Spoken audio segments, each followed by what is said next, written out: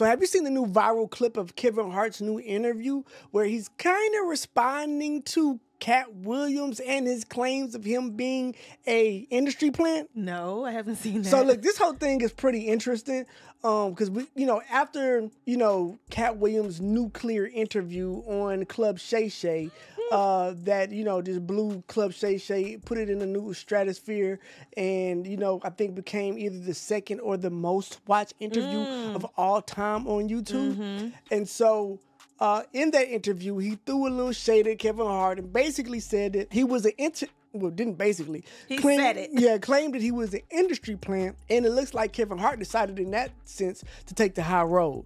But now in this interview, it seems like for the first time, he actually kind of really sits down to address it and get it off his chest, how he felt about it, and not even how he felt about it, but how he feels about this narrative. I'm now almost 30 years in the business.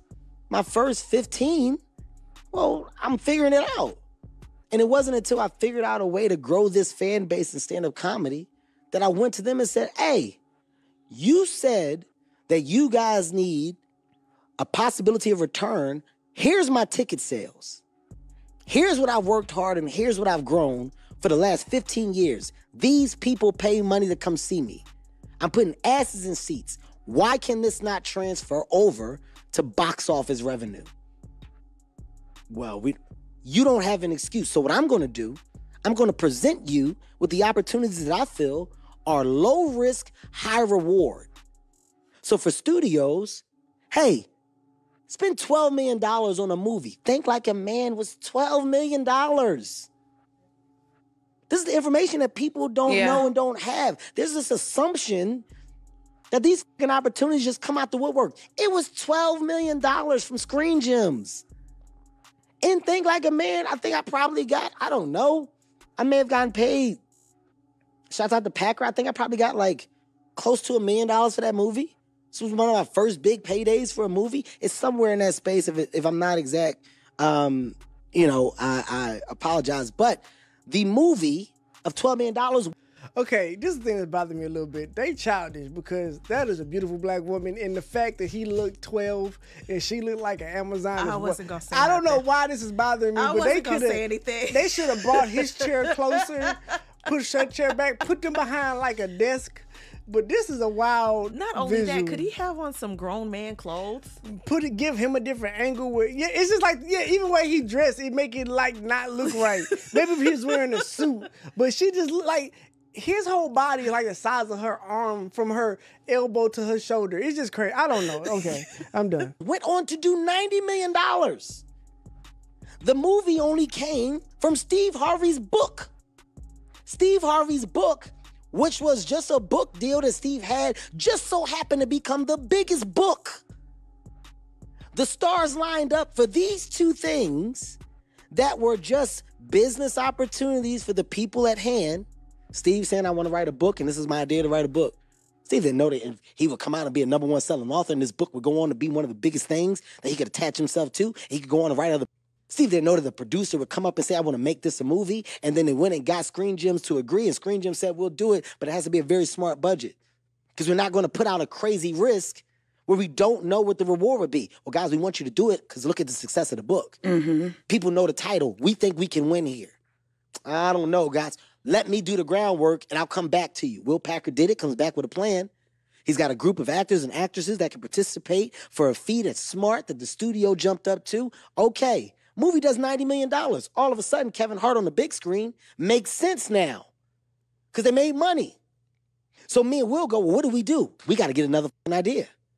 We go find another idea. We go back to a different studio. Hey, Ride Along has been around for a long time. Kev, Ice Cube is a package. We think we can do the movie for smart money.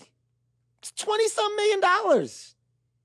None of these things were astronomical investments for the studio. Ride Along does $150 million. Now, great movie. Now the conversation of Kevin Hart and business in the entertainment is proven.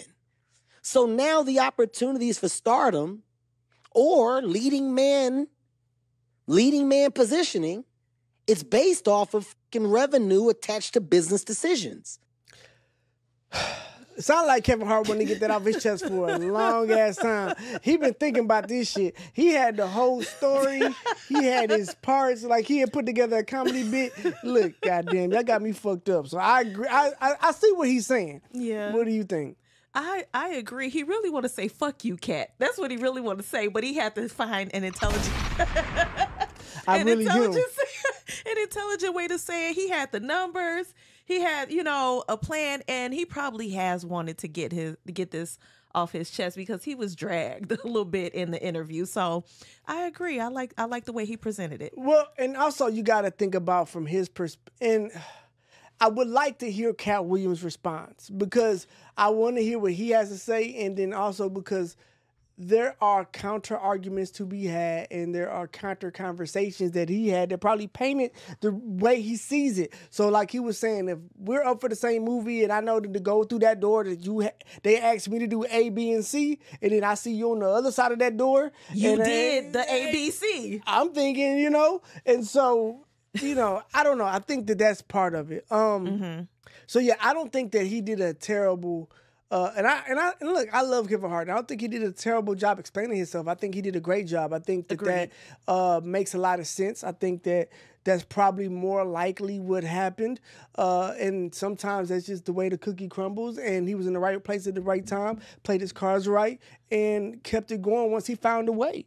And so, which is what you would hope that you would do as a good businessman. 100%. You find when you are attempting to, as an entrepreneur, figure out what your next move is, and you figure out a winning strategy, you fucking double down, triple down, because those winning strategies do not come often. And when you find a legit one, you don't fucking let it go. That part right there, you don't let up. And he didn't let up. Exactly. So, but again, I would love to see if Katt Williams has something to say about this. I doubt that he will respond, but it would be awesome.